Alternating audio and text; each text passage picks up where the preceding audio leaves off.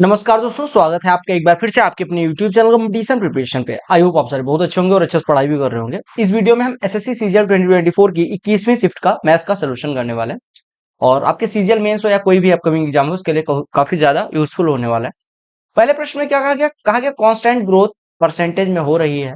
ठीक है, तो एक्स की वैल्यू फाइंड करनी है। कांस्टेंट ग्रोथ का मतलब कि जितना 18 से 19 में बढ़ा उतना ही 19 से 20 में बढ़ा होगा।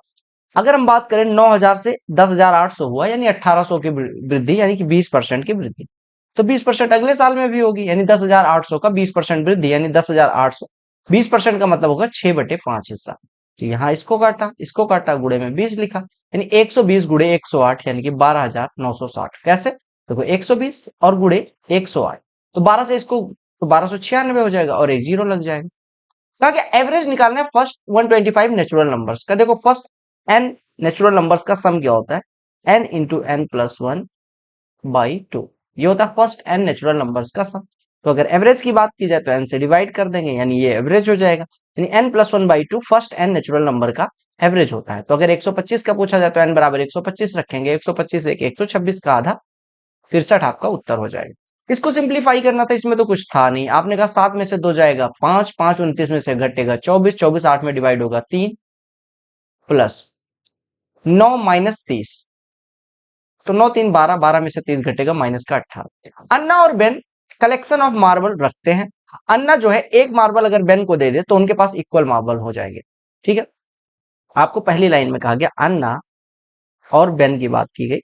अन्ना अगर एक मार्बल इसको दे दे तो इन दोनों के पास बराबर मार्बल हो जाएंगे यानी कि हम कहें अगर x प्लस वन इसके पास है तो x माइनस वन इसके पास, तभी तो हम एक अगर इधर ट्रांसफर कर दे रहे हैं तो बराबर हो जाए। ठीक, दूसरे केस में कहा गया conversely if Ben gives one marble to Anna she will end up with 3 times the number of marbles as Ben है। यानी कि अगर इससे एक मार्बल निकाल दिया जाए यानी कि x माइनस वन इसके पास है, x माइनस टू बचे और ये एक इधर जुड़ जाए यानी x प्लस टू हो जाए, तो जो अन्ना के पास मार्बल है वो 3 टाइम्स हो जाएंगे बेन के पास मार्बल। यानी हम कह सकते हैं x plus two is equal to 3x minus six, यानी हम कह सकते हैं 2x इज इक्वल टू 8 यानी x इज इक्वल टू 4 हो जाएगा। तो कहा कि उन दोनों के पास कुल कितने मार्बल हैं? तो आपने कहा x प्लस वन इसके पास था, x माइनस वन इसके पास, दोनों के पास मिला के 2x, x बराबर 4 तो 2x बराबर 8 हो जाएगा। देखो मैंने आपको एक फॉर्मूला बताया था कि साइन स्क्वायर ए और plus sine square B is equal to 1 होता है अगर ए प्लस बी बराबर 90 अंश हो। तो अगर आप यहाँ पे देखें तो साइन स्क्वायर 26 और साइन स्क्वायर 64 जुड़ के 1 हो जाएगा। 9 टाइम्स ऑफ इतना प्लस 9 टाइम्स 9 कॉमन ले लेंगे यानी अंडर रूट के अंदर 9 कॉमन ले लेंगे तो sine square 26 plus sine square 64 यानी इसकी वैल्यू 9 प्लस 36 बटे अगर 32 माइनस यहाँ 7 कॉमन ले लेते हैं तो cos square 32 plus cos square 58। Same चीज होती है कि cos square A plus cos square B is equal to 1 होता है अगर ए प्लस बी बराबर 90 है। तो 32 और 58 90 यानी कि इसकी भी value 7 into cos square 32 plus cos square 58 जिसकी वैल्यू 1 यानी 32 माइनस 7। तो ऊपर हो गया अंडर रूट में 45, नीचे हो गया 25, 5 से काटेंगे 5, 5 से काटेंगे 9 यानी आपका कितना हो गया 3/√5। अब √5 से ऊपर नीचे गुणा कर दोगे तो आपका उत्तर आ जाएगा। ए और बी का रेशियो दिया गया, बी और सी का रेशियो दिया गया। ए बी और सी की बात की गई। ए और बी का रेशियो 6:8 है, बी और सी का रेशियो 7:12 है। अब यहाँ पे खाली स्थान तो 8 का कब्जा, यहाँ पे खाली स्थान तो 7 का कब्जा, खड़ा खड़ा गुड़ा यानी 42, 56 और ये 96। 2 से कट रहा है काट दो, 21, 28 और 48 इनका रेशियो हो जाएगा। अगले प्रश्न में कहा गया पाइप क्यू जो है वो किसी टंकी को 60 घंटे में भर सकता है जबकि आर 45 घंटे में भर सकता है। क्यू और आर को एक साथ 6 घंटे के लिए खोल दिया गया, उसके बाद पाइप डब्ल्यू को ओपन कर दिया गया। अगर तीनों पाइप जब खुल जाते हैं उसके 24 घंटे लगते हैं हाफ लेवल मार्क तक पहुंचने के लिए, तो आपको बताना है पाइप डब्ल्यू कितनी देर में पूरी टंकी को खाली कर देगा। देखो पी 60 घंटे में भर सकता है और आर जो भाई साहब है वो 45 घंटे में भर सकता है। कहा कि ये दोनों 6 घंटे तक काम करते हैं, उसके बाद में तीनों काम करने लग जाते हैं यानी पी आर और डब्ल्यू तीनों एक साथ काम करने लग जाते हैं। लेकिन इसके बाद इतना होने के बाद 24 घंटे लगता है इनको आधे टंकी को भरने में। ठीक है, हम मान लेते हैं देखो 24 घंटे लगे आधी टंकी को भरने में। अब एक बात बताओ, अगर हम 60, 45 और 24 कैल्शियम लेने जाए तो आ जाएगा 360, यानी हम मान लेते हैं 360 लीटर टंकी की धारिता है। पी 60 घंटे में 360, 1 घंटे में 6, आर 45 घंटे में 360, 1 घंटे में 8 भरेगा। यानी ये दोनों मिलके 1 घंटे में 14 भरेंगे और 6 घंटे तक काम कर देंगे तो 84 लीटर भर जाएगा। आपसे 84 लीटर भरने को कहा गया कि 84 लीटर तो भर गया। आपसे कहेंगे अगर पी आर डब्ल्यू तीनों एक साथ काम करें उसके बाद तो 24 घंटे और लगते हैं, तब जाके आधी टंकी भरी जाती है, यानी 180 लीटर। तब 84 ऑलरेडी भरा जा चुका है।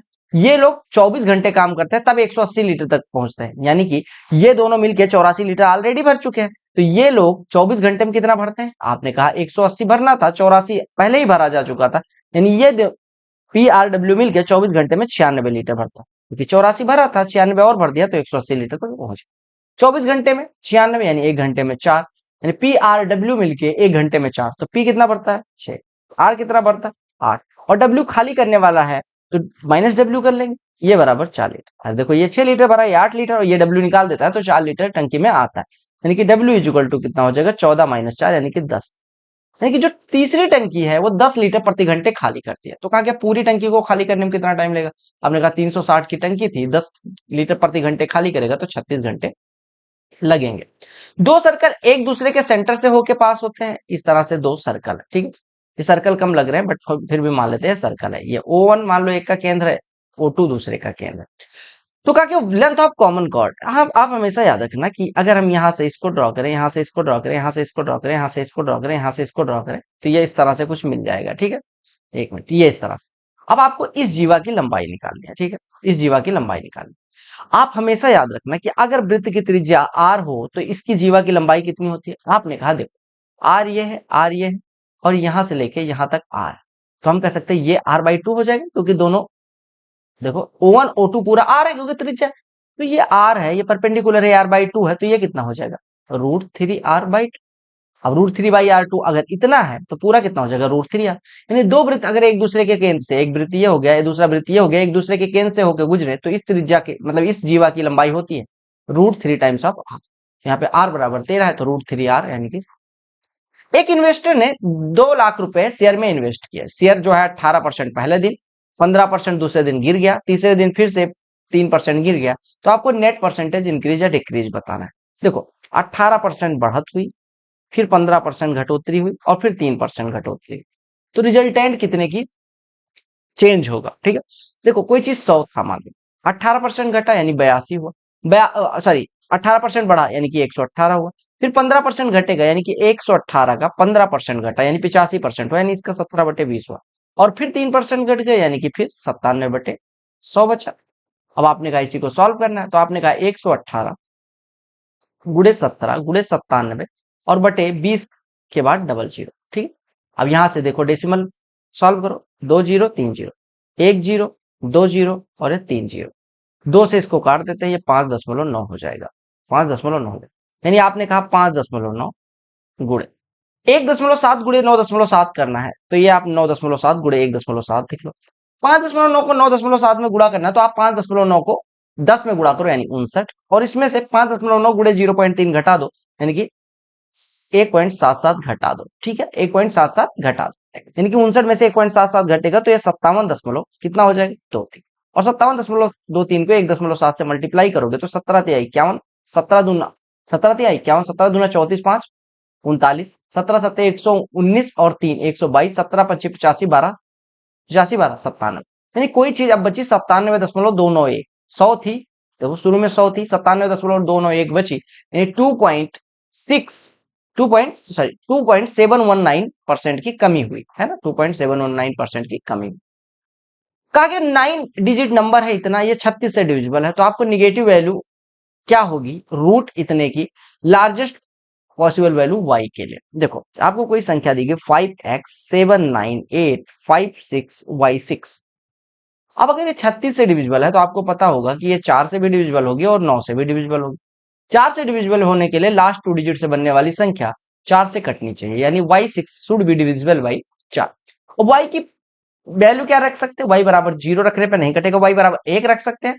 1 के बाद चूंकि दहाई के अंक पे y है तो 4 का आधा जोड़ते जाओ, यानी कि 2 जोड़ो 3 5 और 7 और 9, ये कुछ भी वैल्यू होगी y की तो ये कट जाएगी संख्या। हमें y की लार्जेस्ट वैल्यू लेनी है तो y बराबर 9 हो गया, यानी अब हमारी संख्या कितनी बची?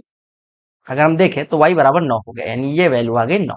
हमने कहा ये y की वैल्यू 9 हो गई, ठीक है। कलर चेंज कर देते हैं, y बराबर 9 लिख देते हैं। अब देखो अब इसको किससे डिविजिबल बनाना है? 9 से। 9 से डिविजिबल होने के लिए सम ऑफ डिजिट संख्या का 9 से कटना चाहिए, तो 9, ठीक है, 9 कट गया, 6 6 12 5 17, 17 8 25, 25 7 32, 32 5 37, 37 में 36 तक कट जाएगा, बचेगा 1, 1 प्लस एक्स कोई ऐसी वैल्यू होनी चाहिए ताकि 9 से कट जाए, यानी एक्स की वैल्यू कितनी हो जाएगी 8। अब एक्स बराबर 8 है, वाई बराबर 9 है, तो आपको 2x प्लस वाई यानी 2x 16 और प्लस वाई 9, 16 9 25 का निगेटिव वैल्यू -5। अगला प्रश्न देखिएगा, 3a प्लस 2b दिया गया, 27 a क्यूब प्लस इतना दिया गया, 2ab की वैल्यू निकालनी है। अगर हम इसका क्यूब कर दे तो यहाँ से हमें क्या मिल जाएगा, a cube plus b cube plus 3ab यानी कि 27 a cube plus b cube यानी कि 8b क्यूब प्लस 3ab यानी कि 3 इंटू 3a इंटू 2b, 3 3 9 दूनी 18 ab into a plus b यानी 3a प्लस 2b यानी कि 27, और ये बराबर कितना हो जाएगा 27 का क्यूब। ठीक, अब आपने क्या काम करना, 27 का क्यूब तो हो गया, अब 27 का क्यूब अगर आपको याद नहीं है तब क्या करोगे, 27 का क्यूब याद होना वैसे कोई बहुत मुश्किल काम नहीं है, लेकिन फिर भी तो आप यहाँ पे क्या काम करेंगे, ए बी की वैल्यू हमें निकालनी है, 2ab हमें यहाँ इसकी वैल्यू पता है, ठीक है, और इसकी वैल्यू पता है, तो हमें निकालना है ए बी की वैल्यू।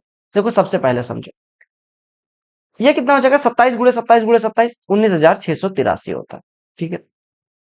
ये 27 ए क्यूब प्लस 8 बी क्यूब कितना 1458, यानी ये 1458 इसमें से घट जाएगा, तो ये कितना हो जाएगा, देखो 58 इसमें से घटेगा 25, यहाँ में से 6 में से 4 जाएगा 2, और ये 18,225 हो जाएगा। 18,225 18 से कट रहा है, नहीं कट रहा है, 9 से काटो, यानी इसकी वैल्यू इधर आ गई, 9 से काटते हैं 9 दूनी 18, 9 से काटते हैं 9 दूनी 18 और 0 2025 हो गया। 27 से काटते हैं 27 चौको 108, 27 छक्के 27 सत्ते कितना हो जाएगा, 27 सत्ते 189, 27 अट्ठे नहीं जाएगा क्योंकि 27 अट्ठे 216 होता है, तो 27 सत्ते ले जाएंगे, 27 सत्ते 189 और 13 135, 27 पंचे 135, यानी यहाँ से 2ab बराबर कितना आ गया 75 हो गया। वैल्यू पुटिंग से आप ना कर पाते क्योंकि 2ab और 75 यानी ए और बी की इंटीजर वैल्यू ना होती, क्योंकि जो टेबल है वो total number of employees 5 different company ABCD में दिखाता है, मेल और फीमेल का परसेंटेज दिखाता है। प्रश्न को पढ़ना है और उत्तर देना है, क्या निकालना है आपको वो दिया गया, find the number of females in company ACE put together, यानी एसीई के फीमेल की संख्या निकालना है, यानी आपको क्या निकालना है, फीमेल्स किसमें, ए सी और ई में, ठीक। अब देखो ए सी और ई पे फोकस करना है, टोटल इंप्लॉइज है 600, इसमें फीमेल कितना है 25%, यानी 150 तो ए में हो गई। सी में टोटल संख्या 700, इसका 30% यानी 210 हो गई यहाँ पे फीमेल, और ई में टोटल संख्या 850, इसका 40 यानी कि 340 इधर हो गई। अब 340 200 550 और 150 700 टोटल फीमेल हो गए, इसकी वैल्यू निकालनी है सेक थीटा प्लस 1। अब यहाँ वैल्यू पुट करके भी कर सकते हो, अदरवाइज क्या करो रेशनलाइज कर दो, सेक थीटा प्लस 1 से यहाँ गुणा कर दो, तो जगह सेक थीटा प्लस 1 का होल स्क्वायर और upon sec square theta, sec square theta minus 1 यानी कि tan स्क्वायर थीटा और प्लस अंडर रूट, ऐसे सेक थीटा माइनस 1 का होल स्क्वायर बन जाएगा और नीचे tan स्क्वायर थीटा बन जाएगा। अब यहाँ पे देखो रूट से बाहर क्या आएगा, सेक थीटा प्लस 1 बटे tan थीटा और सेक थीटा माइनस 1 बटे tan थीटा, तो tan थीटा बराबर है दोनों जगह, हमने tan थीटा को एक साथ कर लिया, हमने कहा 1 1 कट गया, 2 sec theta upon tan theta का मतलब क्या हुआ 2 अपॉन कॉस थीटा बटे sine theta upon cos theta, तो कॉस थीटा कट गया, 2 अपॉन साइन थीटा मतलब 2 कॉसेक थीटा। ऐसा प्रश्न मैंने बहुत डिटेल में करवाया है, फिर भी अमन ने एक धन उधार लिया 15% पर एनम सिंपल इंटरेस्ट पे, पहले साल के अंत में उसने इतना पे कर दिया, दूसरे साल के अंत में अगर वो पूरा ड्यू पे करना चाहे तो कितना पे करेगा। देखो अगर उसने 1,92,208 रुपए लिए, 15% सिंपल इंटरेस्ट था, तो वो इसका 23/20 रुपए टोटल, या हम कहें 23/20 भूल जाओ, हमने कहा इसका 15% यानी इसका 3/20 हिस्सा उसे ब्याज देना है। 3/20 करने के लिए हम पहले निकालते हैं, 20 से काट देते हैं, ये कटा 2 से काटेंगे तो ये 96 10.4, इसका 3 गुना कर लो तो ये ब्याज आ जाएगा। ब्याज निकालने के लिए तो ये हो जाएगा 3 चौको 12 और 3 का नम 3, 3 छके 18, 3 नवा 27 एक 28, यानी 28,831 रुपए पहले साल का ब्याज हो। दूसरे साल जब सिंपल इंटरेस्ट पे चूंकि उधार लिया तो पे करने जाएगा तो वो मूलधन में से घटेगा, यानी कि 20,196 जो पे करके आएगा वो मूलधन कम करेगा, यानी 8 में से 6 2, ये कितना बचेगा, 10 में से 9 जाएगा 1 बचेगा, यहाँ पे 0 बचेगा, यहाँ पे 2 बचेगा, यहाँ पे 17, यानी 1,72,012 रुपए दूसरे साल के लिए प्रिंसिपल हो जाएगा। अब वो दूसरे साल जब पे करने जाएगा तो इस पे 15% का ब्याज, और चूंकि सिंपल इंटरेस्ट है तो इस ब्याज पे ब्याज नहीं लगेगा, यानी इसका 15% कहने का मतलब इसका 23/20। देखो ये पूरा अमाउंट पे करना है, इस पे 15% ब्याज भी पे करना है, यानी इसका 115% पे करना है और प्लस में ये वाला इंटरेस्ट पे करना है। ओवरऑल उसका अमाउंट कितना हो जाएगा, इसका 23/20 निकालने के लिए ये काटा, ये दशमलव लगा, 2 से काट देते हैं, ये 86,00.6, 23 से गुणा करेंगे, 23 छक्के 138, यहाँ पे दशमलव लग गया, 23 छक्के 138 के 8 हासिल आई 13, 23 अट्ठे 184 और 13 197, यानी कि 1,97,813 रुपए 80 पैसे इधर था, ये जो इस पे ब्याज लगा, और प्लस मतलब इस पे ब्याज के साथ मूलधन, और ये वाला ब्याज, तो हम दोनों अगले जब दूसरे साल पे करने जाएंगे तो ये दोनों पे करेंगे। समझ रहे हो क्या कह रहा हूं? तो पहले साल इसका 15% ब्याज देना, यानी पहले साल का इंटरेस्ट ये होगा। जब वो पे करने जाएगा तो मूलधन में से, सिंपल इंटरेस्ट का मतलब होता है मूलधन में से घटेगा, यानी दूसरे साल के लिए मूलधन इतना। अब इस पे 15% ब्याज, यानी इसका 23/20 और पे करना है, और साथ ही साथ ये पहले साल का ब्याज, यानी कि इसका 23/20 इतना हुआ, और ये ब्याज दोनों जोड़ेंगे तो 8 2 10, 1 3 4 1 5, 3 1 4, 8 8 16, 8 7 15 1 16, 9 2 11 1 12 और 1 1 2, यानी कि 22 64 22 66 45 रुपए पे करके आ जाएगा। क्या वॉल्यूम क्या होगा कोन के लिए जिसका रेडियस 3 यूनिट और स्लैंट हाइट, देखो स्लैंट हाइट क्या होती है, एल बराबर होती है अंडर रूट में R square plus S square. तो अगर एल दिया गया तो एच हम यहां से निकाल सकते हो, तो एच बराबर कितना हो जाएगा, L square minus R square root का। तो अंडर रूट में एल स्क्वायर 3 रूट 2 का स्क्वायर, यानी कि 3 3 9 दूनी 18, 18 में से 9 घटाएंगे, यानी कि हमारा हाइट आ जाएगा 3। अब वॉल्यूम क्या होता है, 1/3 पाई आर स्क्वायर एच, 3 3 9 3 27, 27/3 पाई, यानी 9 पाई आपका वॉल्यूम हो जाएगा। ये जो टेबल है वो पढ़ना है और उत्तर देना है। कम दिखाता क्या है, टेबल जो है number of scooter manufactured by ABCD 2012 से 15। तो आपसे कहा गया कि क्या निकालना है, कहा कि average number of scooter produced by company D, यानी डी का average is what percent more than combined average of scooters ABC, यानी एबीसी का एवरेज जो है,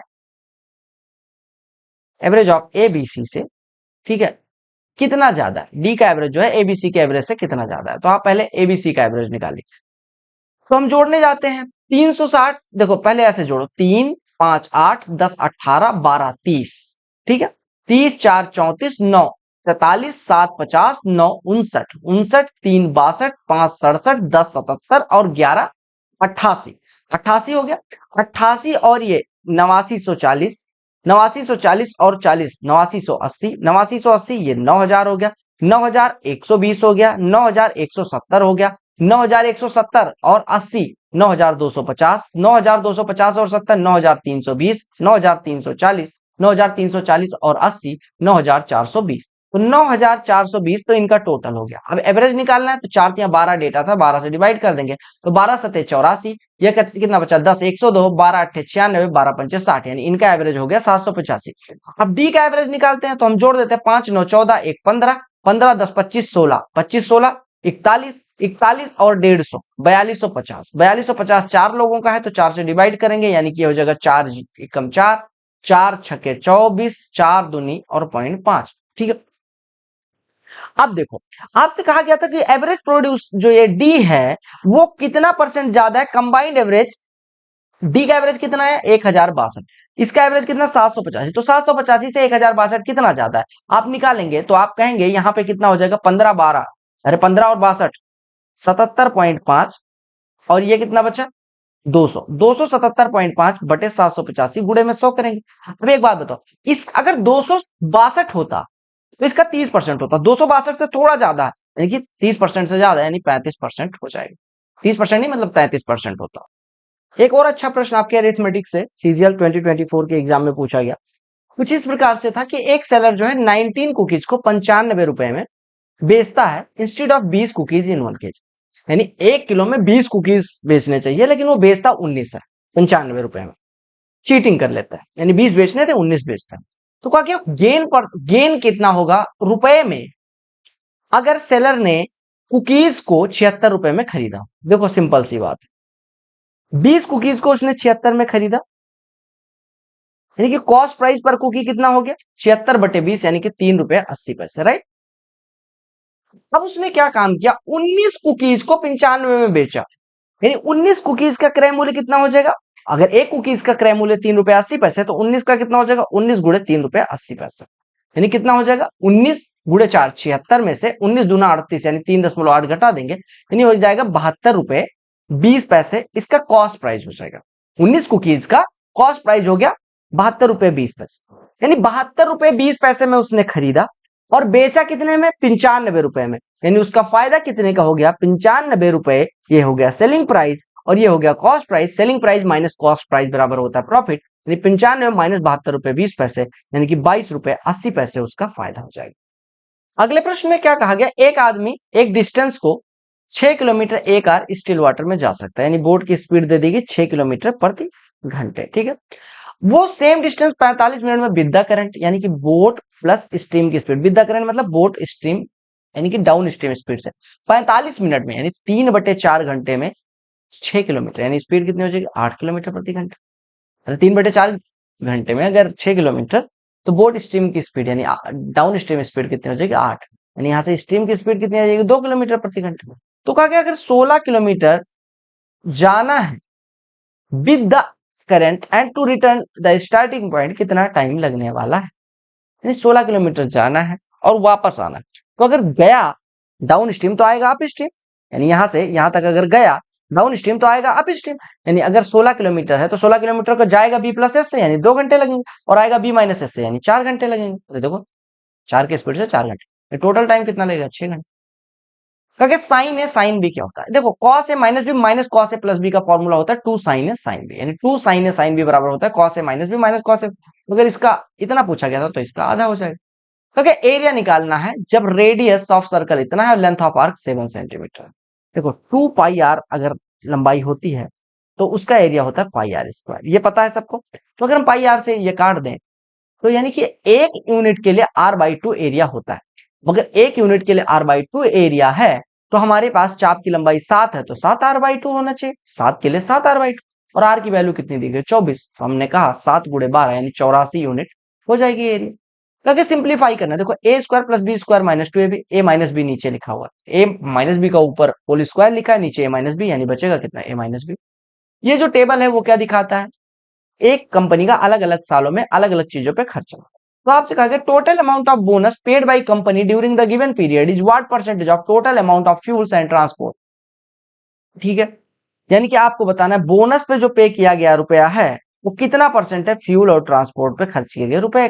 अब देखो बोनस पे कितना खर्च किया गया, बोनस पे देखो 3 4 7 4 11 4 15 4 19 19 और ये 19 और 75 और 85, 19 75 85 हो जाएगा 1 60 20 60 हो जाएगा, 20 60 और 90, 20 60 और 90 21 50 हो जाएगा, यानी 21 50 ये हो गया, 21.5 मान लेते हैं ये।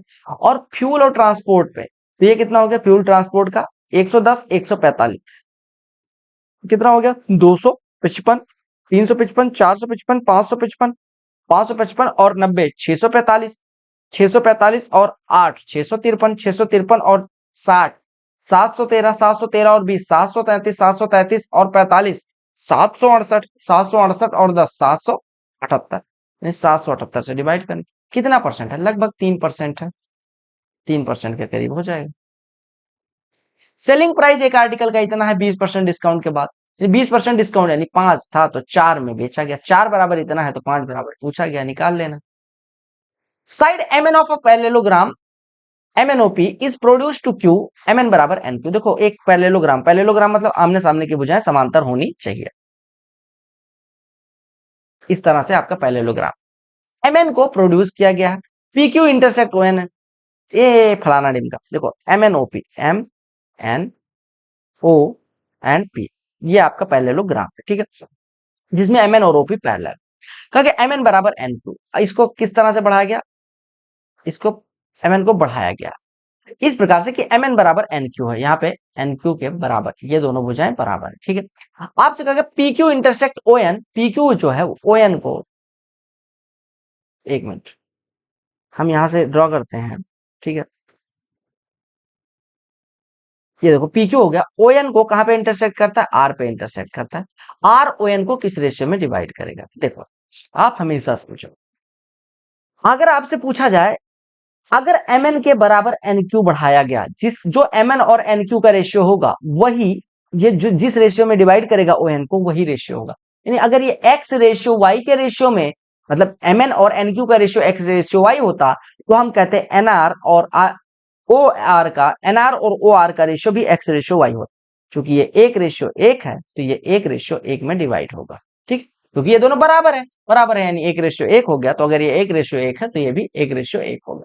क्योंकि अगर हम एक कॉर्ड को इनफाइनाइटली बढ़ा दें, एक वृत्त है जिसकी कॉर्ड को इनफाइनाइटली यानी यहां भी इनफाइनाइट यहां भी इनफाइनाइट, अगर कोई कॉर्ड दोनों साइड पे इनफाइनाइट लेंथ बढ़ाई जाती है तो इसका मतलब क्या हुआ, वो क्या हो जाएगी, जिस चीज की कोई लंबाई नहीं होती वो होती है सेकेंट यानी कि छेदक रेखा। यानी कि ये क्या बन जाएगी, सेकेंट। यानी कि कॉर्ड जो ए बी थी, मान लो ए बी को ए बी के हिस्से में यानी बी के साइड में एन तक बढ़ाया गया, एन तक नहीं इनफाइनाइट तक बढ़ाया गया, और इधर इनफाइनाइट तक बढ़ाया गया, तो ये जो मिलेगा ये क्या मिल जाएगा, सेकेंड। कहीं से शुरू हुआ और ये काटते चला गया, तो ये हो जाएगा सेकेंड, राइट। तो these were 25 questions asked in your this shift. मिलते हैं अगली वीडियो में, तब तक के लिए bye, take care, love you all the very best for your all exams. Vande Mataram and जय हिंद।